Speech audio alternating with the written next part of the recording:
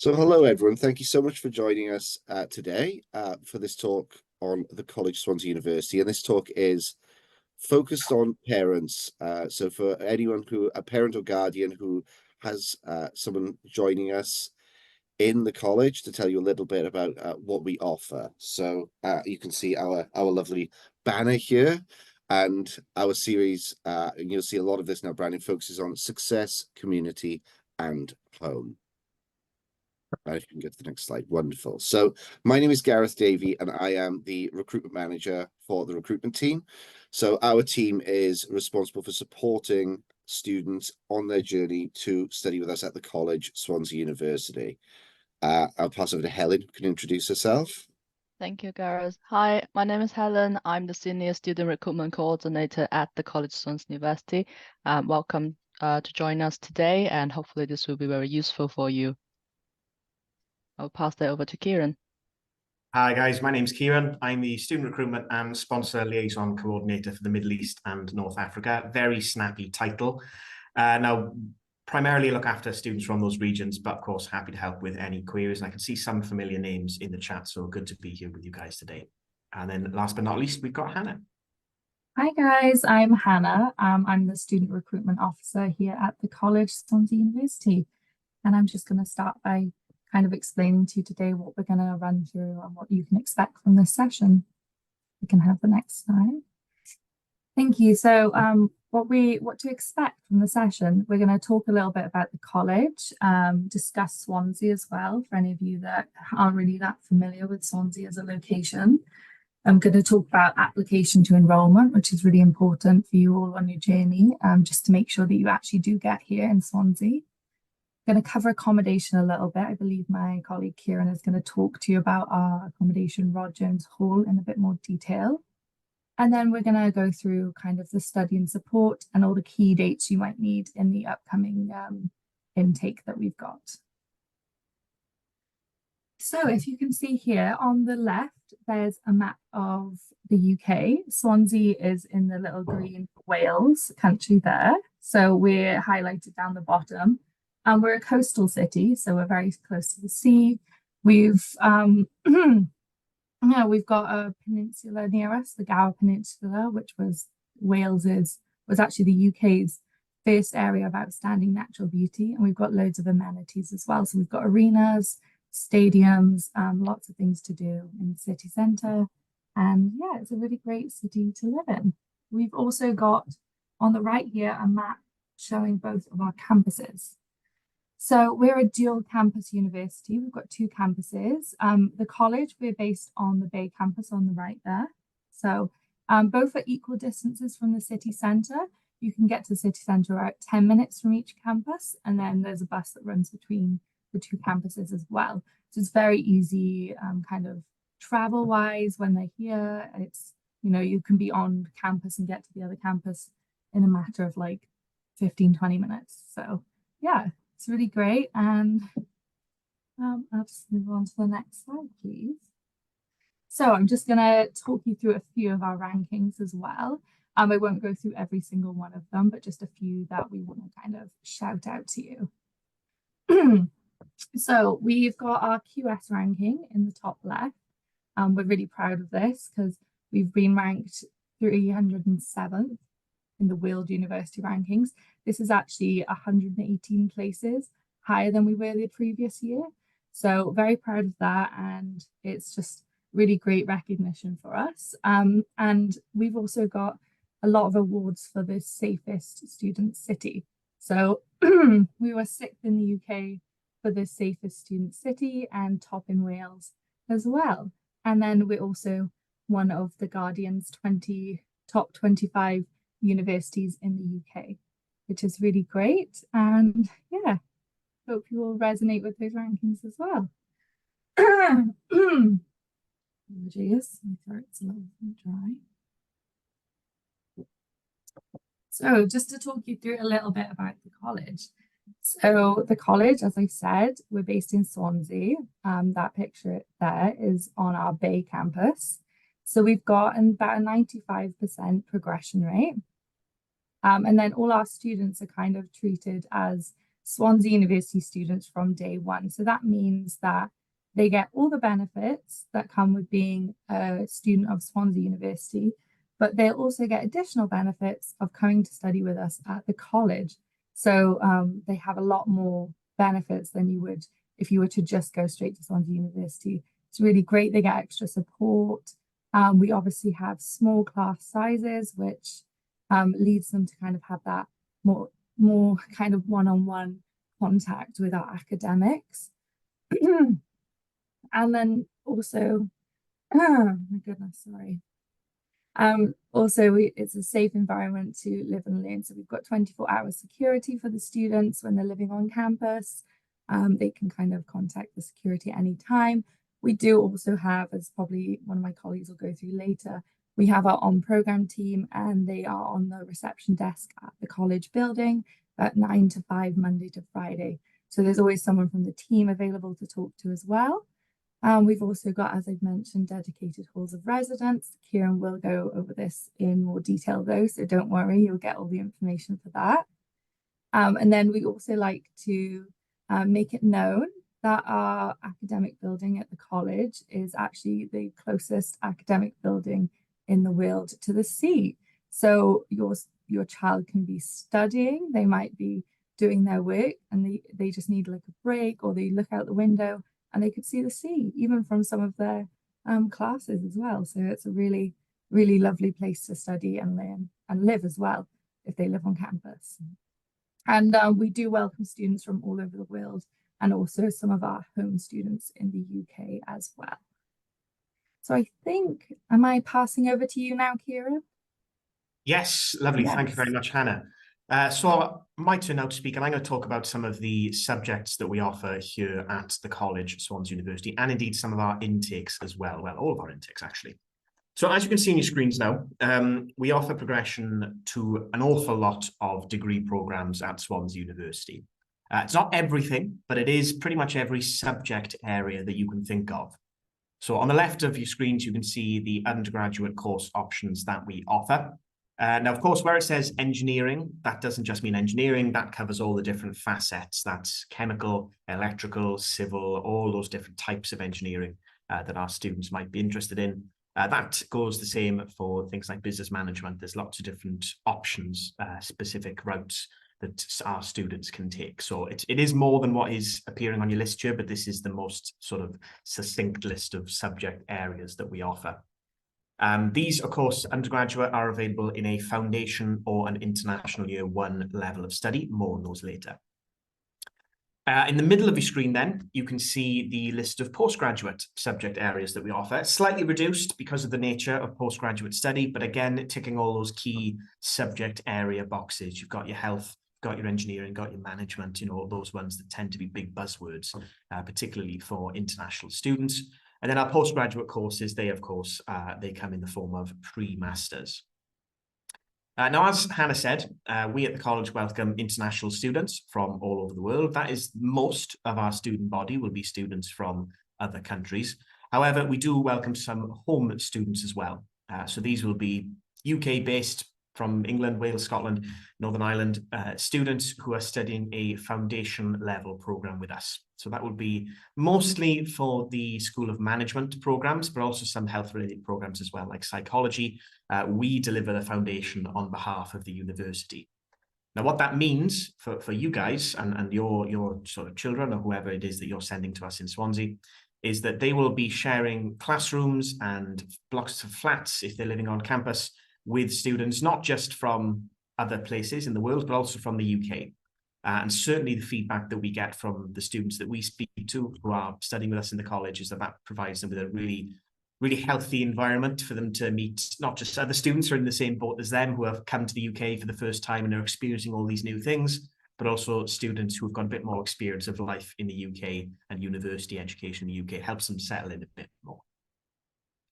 Now, in terms of the level, as I said, we've got foundation and international year 1 at undergraduate, and then pre-masters at postgraduate level. Now, if you're not sure what these are, I'll give you a really quick rundown of them. So a foundation and a pre-masters are quite similar in that they are an additional period of study taken at the beginning of a program of study with us. So a standard degree program in the UK is 3 years. Or undergraduate degree is 3 years. A foundation would add another at least 1 semester, potentially up to 3 semesters, onto the beginning of that program. Most students will tend to do a 2-semester program. So it'll be a 2-semester program across, well, it could be 2 months, 2 terms, could be 1 full year, and then they go and do their 3-year degree with us and with Swansea University. It's the same, the pre-masters. That pre-masters is taken at the start of the study program, and then they go on to do a full master's program at Swansea University. International Year 1 is slightly different. An International Year 1 is taken instead of a quote-unquote normal Year 1 with Swansea University.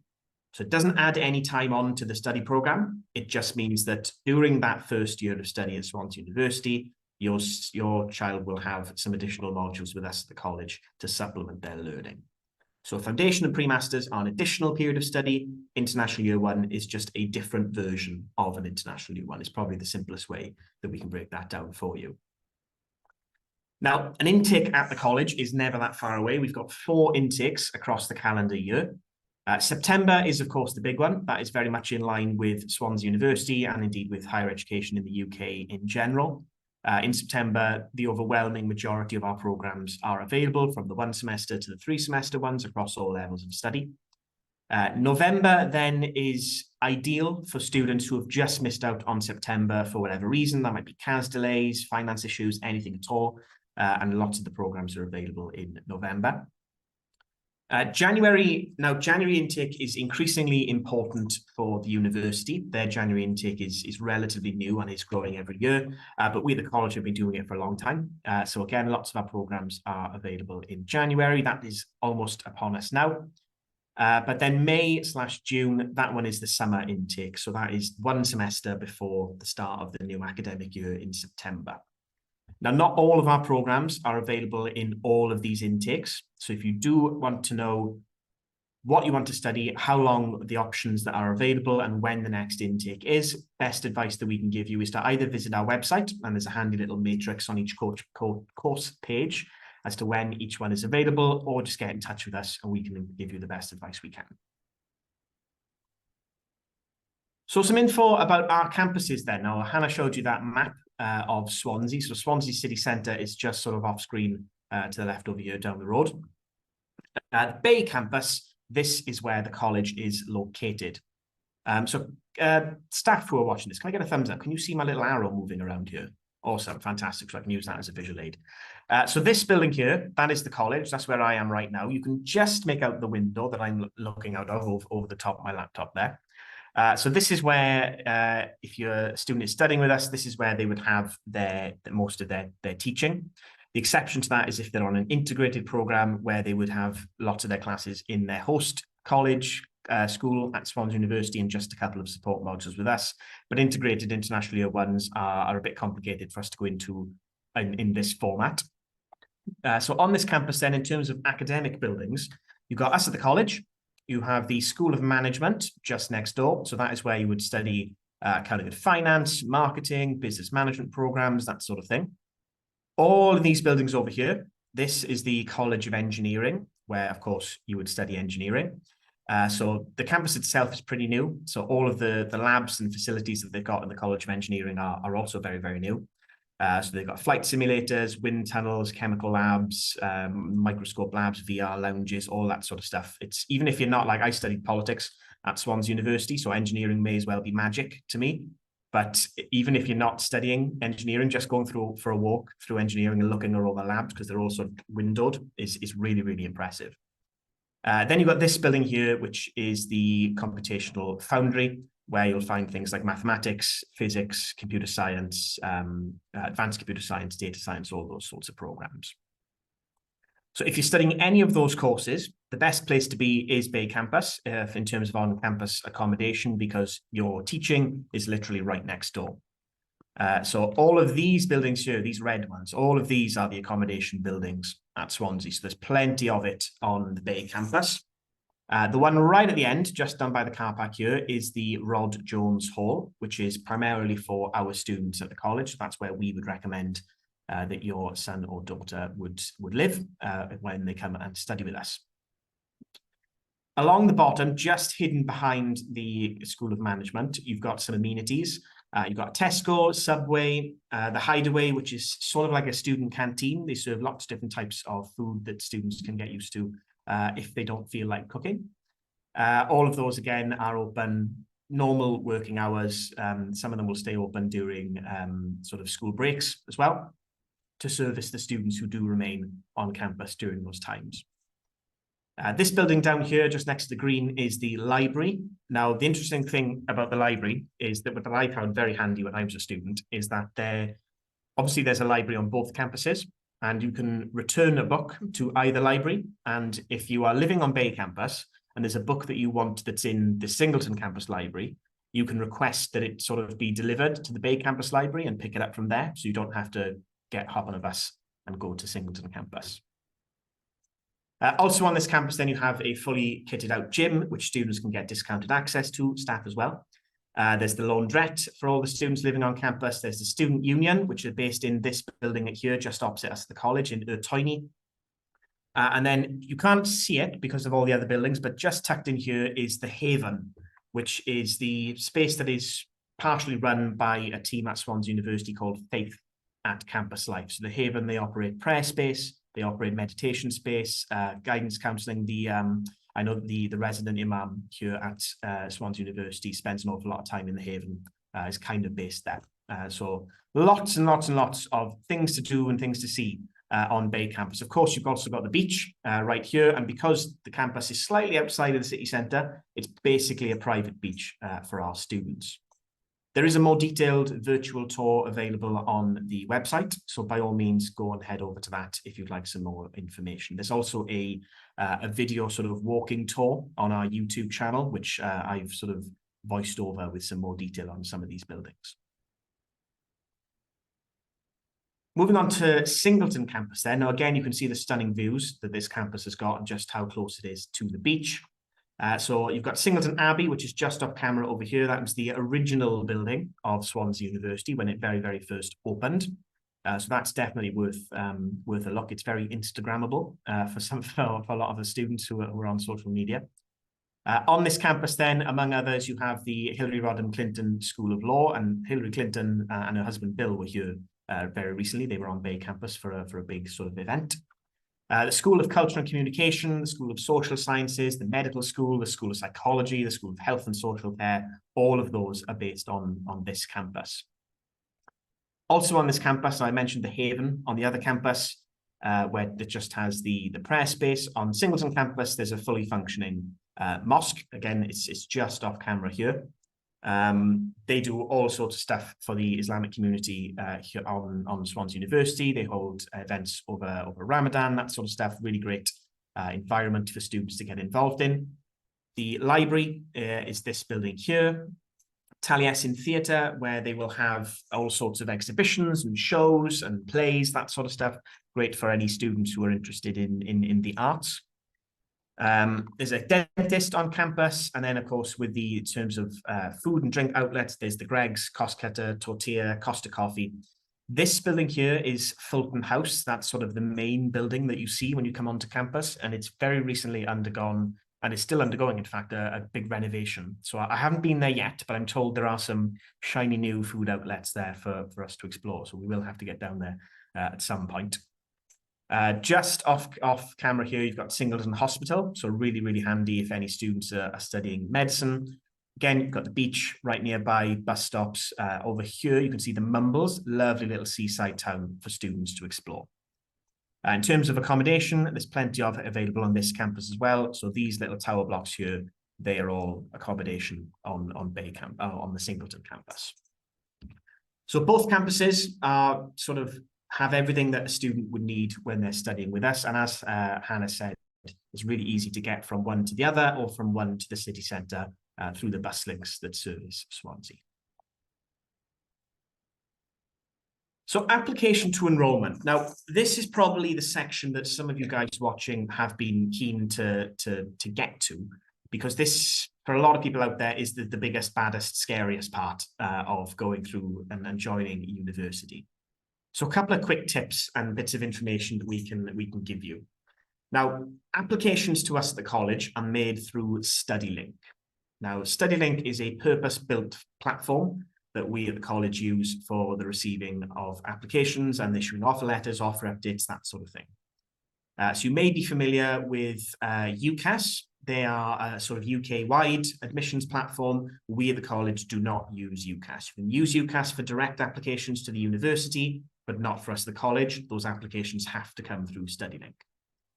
Once you log into StudyLink and create an account, the process of submitting an application is pretty similar to any other system that you've used.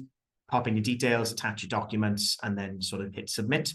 Goes without saying that the more information that you can provide to us, the quicker it is that you'll get to the end of that admissions journey. For most students, however, the most likely outcome is a conditional offer letter.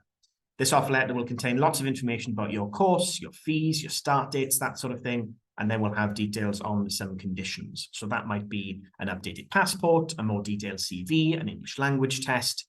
Most of those conditions will be pretty straightforward. The ones that are a bit more complex will have a line or two explaining specifics. Like, for example, a CV, it'll say, specifically, we would like this information from you.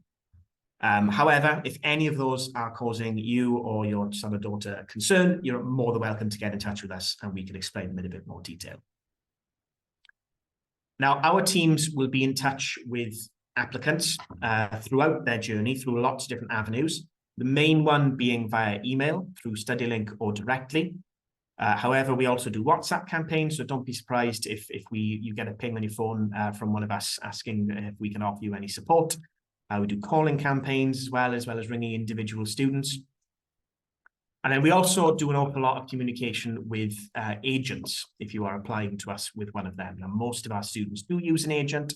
So in many cases, we will liaise directly with your agent rather than with you or with the student. That's just because how that relationship works.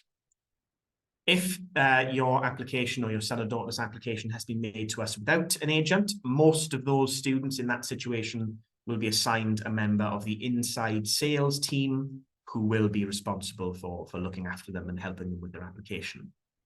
This team are our internal team within our parent company, Navitas, who help all students or most students who don't have an agent. And one of the relatively common emails and messages that I see from students is them saying, hello, I've been contacted by John Smith, who says that he's working for the college. Is this real? And I'm like, yes, it is. Don't worry about it. It's the inside sales team. They're a lovely bunch. They're there to help you. We also communicate with you guys through webinars like this. Another quick note to make is that if your son or daughter, whoever it is that you're caring for, is over the age of 18, in order to discuss their application, and then when they're studying with us, their academic performance, attendance, that sort of stuff, in order to discuss that detail with you, we will have to have very clear consent from the student in order to do that. That's because of GDPR regulations, that sort of thing. If they're under 18, it's a bit simpler, but if they're over 18, we're going to need just a thumbs up from them to say that they're happy for us to speak to you. And then the last one from me, once all of the conditions on a conditional offer letter have been met, a student will be issued an unconditional offer letter. That doesn't mean that their journey is over. There are still some documents that they're going to need in order to get to that CAS ready stage. Now, there are 4 things that every single student who reaches this stage will be asked for. They are their tuition fee deposit. That'll be shown on the offer letter, and there'll be guidance on how to make that payment again on that offer letter. And that must be paid before the deadline in order to get the CAS requested. The signed acceptance form, this is in the offer letter, so the same PDF that has the offer letter. If you scroll down far enough, there's a bit that says the signed acceptance form, a couple of boxes to tick, and then just a section for you to sign and date, or for the applicant, student to sign and date. A supplemental declaration. This is just a tick box, just to make sure that we've got all of the specifics of your situation and your application correct. And then finally, a student route questionnaire. That is a document with a number of questions, basically just for us to make sure that the student, the applicant, your son, daughter, whoever it is that you're caring for, is aware of what they've applied for, where they're applying to, what they hope to get out of it, all that sort of stuff, which is really, really important when it comes to making the visa application, because those kind of questions may very well come up in the visa application.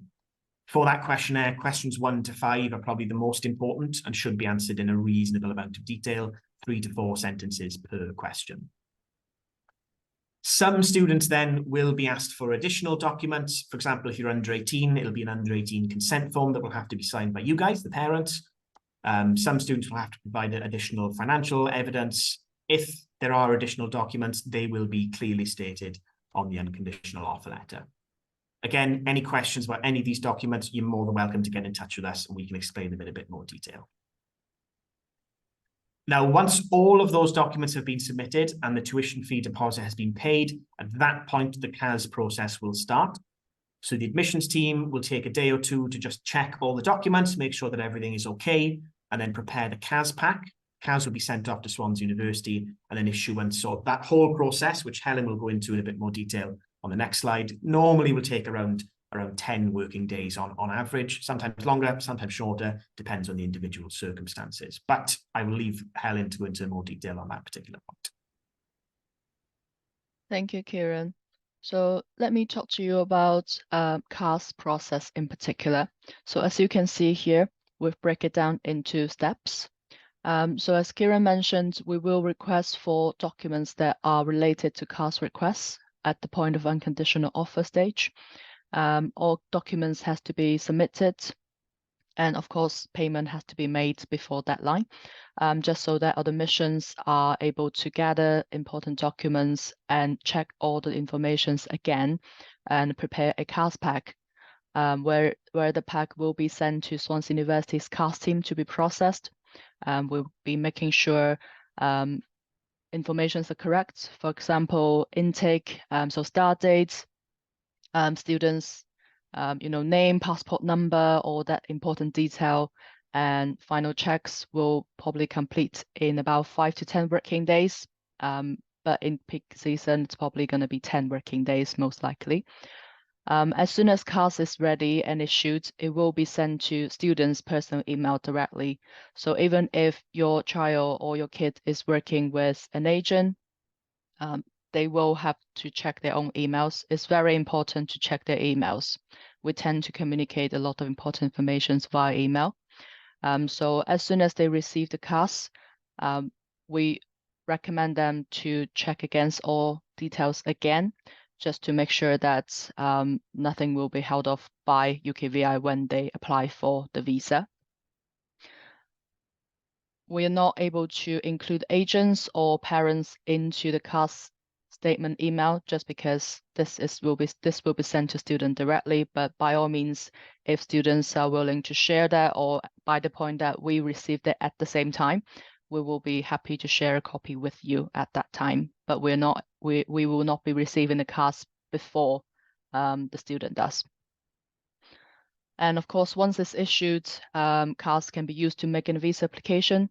We here at the College Swansea University are not able to provide visa and immigration advice. We tend to refer students to our capable team called International Campus Life. This is part of the student support that we provide, as the university.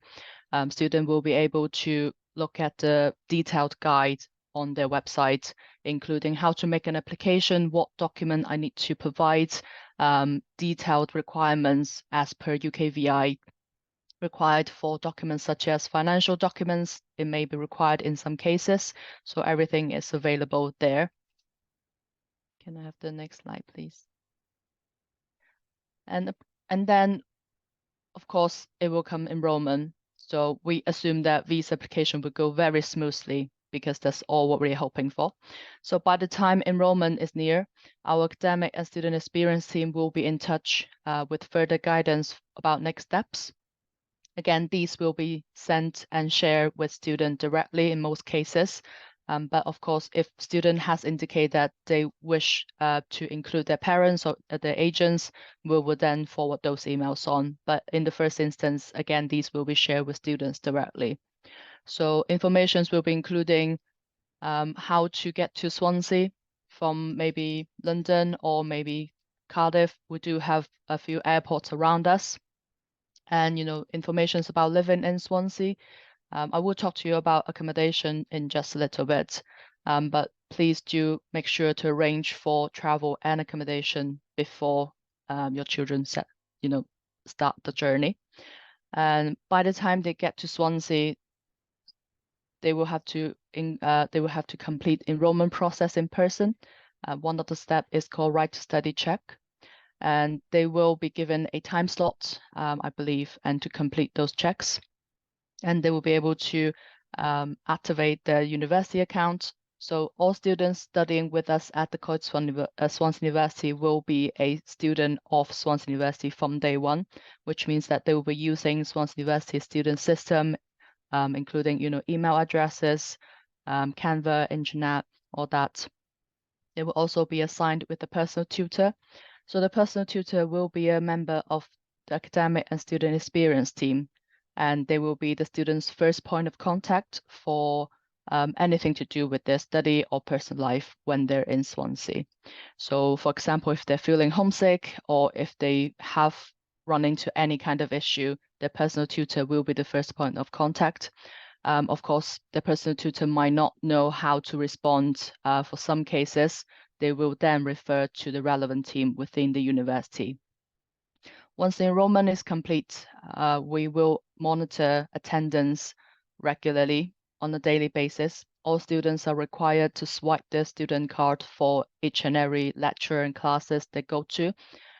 We will monitor these closely, as in we will see from our system if the student has been missing classes. We will then invite the students back to our office and find out if they need any help. We're not there to catch anyone out. We are here to provide support when they're here with us, especially for students who's under 18. We understand that international student may be feeling overwhelmed. I was an international student myself. It was definitely overwhelmed the first time I was here in the UK. I couldn't understand some of the people's accent, and I don't know what I'm supposed to do. But luckily, personal tutor is there, and then the support system is there to help students go through maybe the first couple of weeks, even months, so till they settle down. Can I have the next slide, please? The college accommodation, as you can see here, we have a dedicated accommodation hall, which is called the Rock Jones Hall. It's about 3 to 5 minutes walk from what you can see, and Kieran has very kindly wiggled it around. It's very close to academic building. They have no excuse to be late for any of their early lectures that can start from 9 a.m.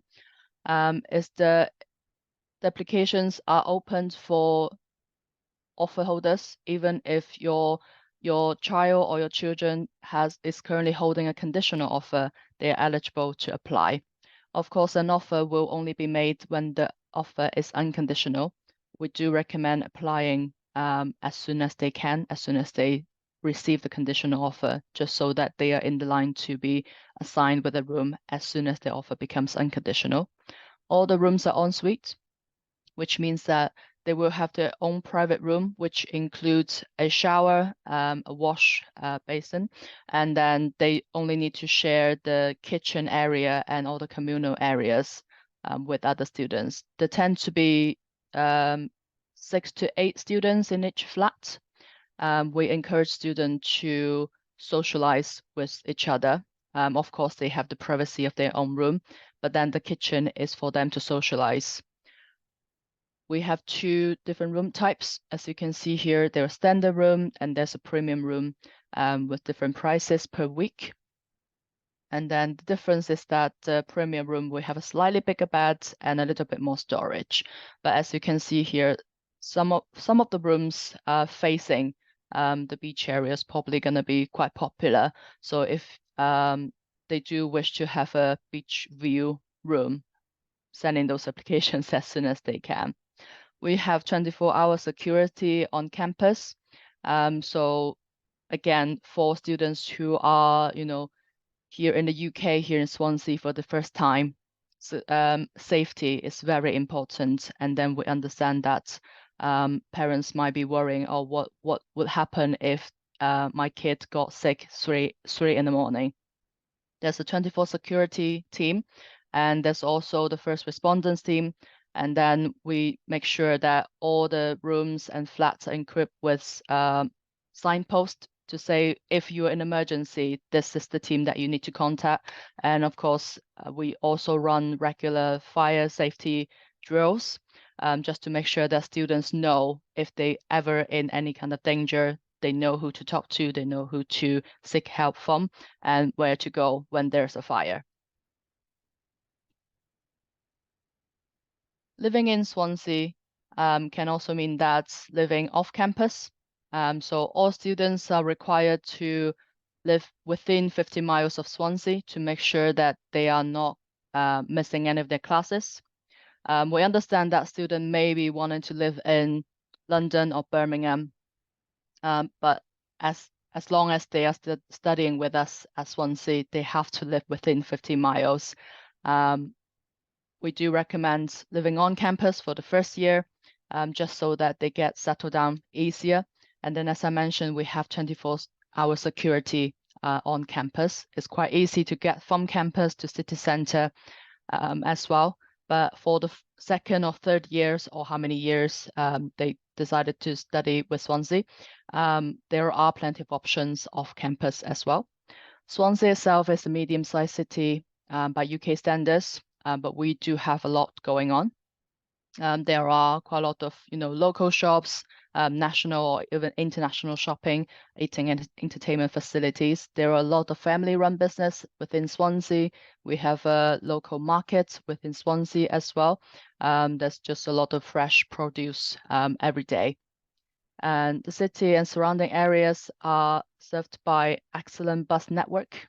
So the buses will come to the campus. So for both campuses, the buses will stop off within the campus, and then the bus stop is also within the campus, and then it will go between the campus and city centre on a daily basis. Of course, if it's, for example, Christmas or Easter holiday, there might be slightly less buses running around, but there will be a regular bus going from campus to city centre and vice versa. Swansea is very safe and international. I believe the local residents are very used to having international students, on a day-to-day basis, because Swansea is such a university town, and then people are very friendly in most cases, and we have the students making up almost 10% of the population, and most business offering student discounts or student deals for whenever student needed. So stuff like clothing, food, shopping, anything like that. There are bound to be a lot of student discounts. National Railway as well, so buses, trains, they're bound to be quite a lot of student discounts. As well as city life, Swansea also offers stunning countryside in the form of over 19 beaches. And then we have our own private beach, just in front of our college building. It's very beautiful. And we always welcome, parents and guardians coming and visit us.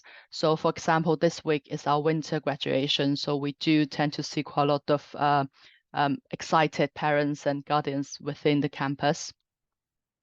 And as Hannah mentioned earlier, we also have the Gower.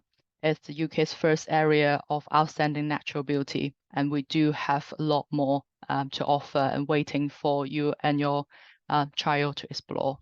Additionally, Swansea is around 20% cheaper to live in than other cities such as London, making it a more affordable destination.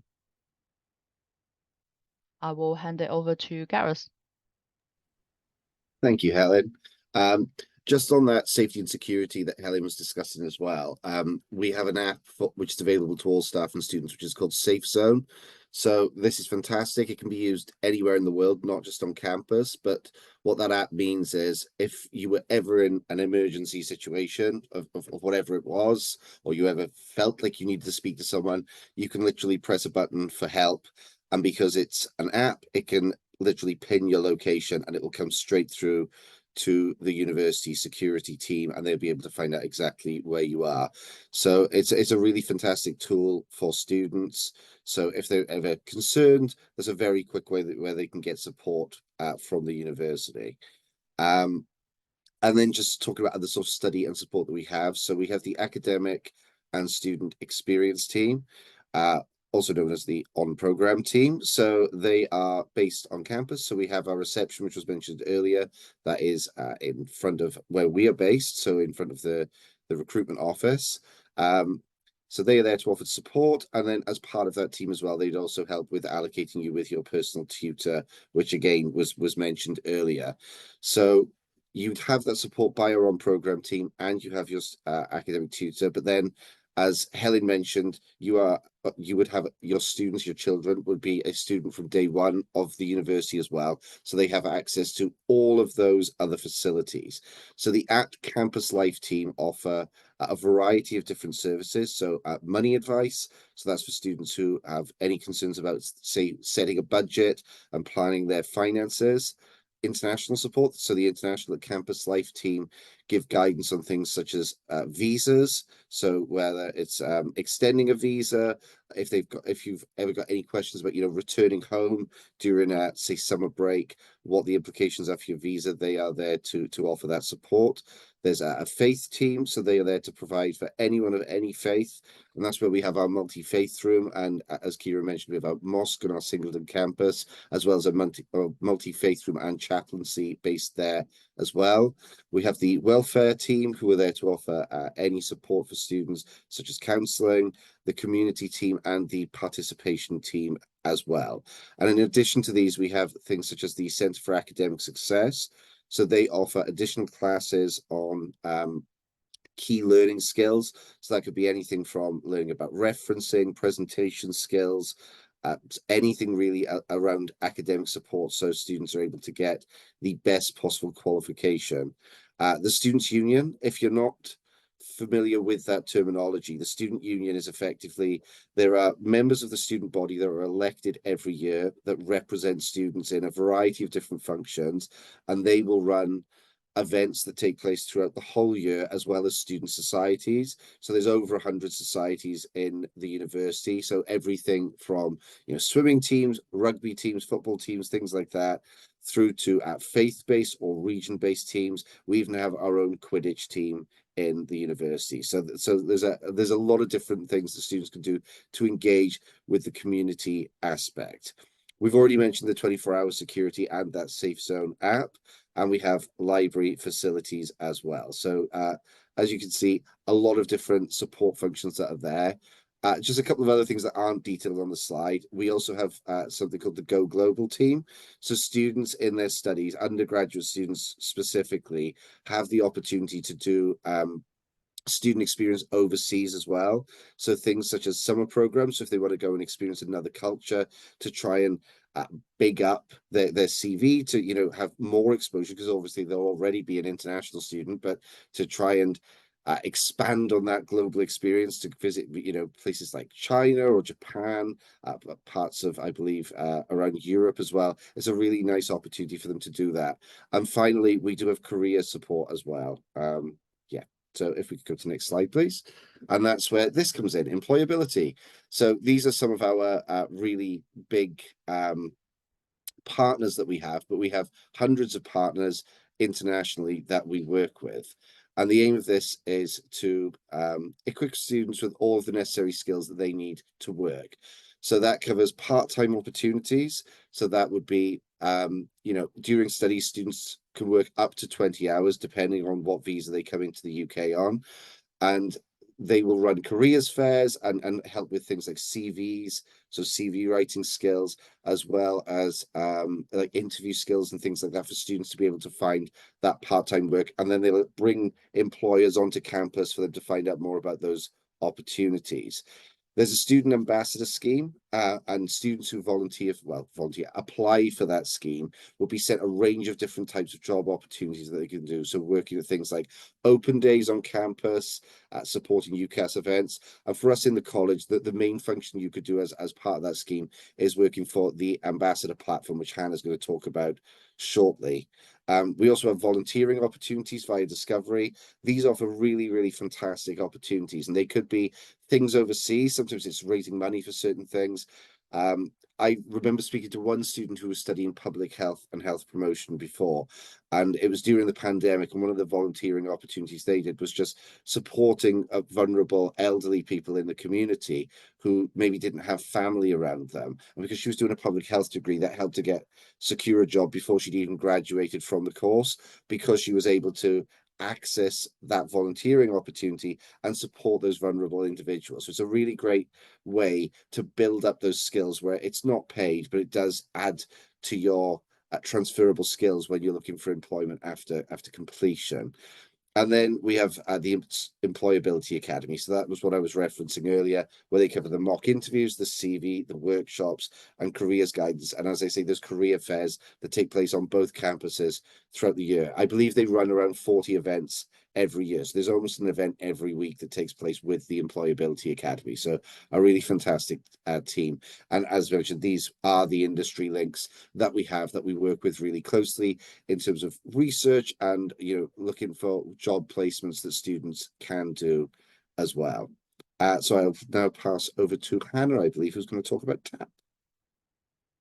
Hi everyone. Yes, so I'm just gonna, as Gareth said, I'm just gonna go through the ambassador platform. So we just call it TAP as a kind of abbreviation. So if your child is going to study with us, this is a potential job opportunity that they could actually have themselves. So it's not only a great platform for them to use before they come to study with us, but it's also great maybe when they come to study with us. So we're going to be the main contacts if they do end up using this as kind of like a job opportunity. So they'll see our faces again, all of us. But yeah, so I'm just going to get into the platform and how they can use it though before they do come to study with us.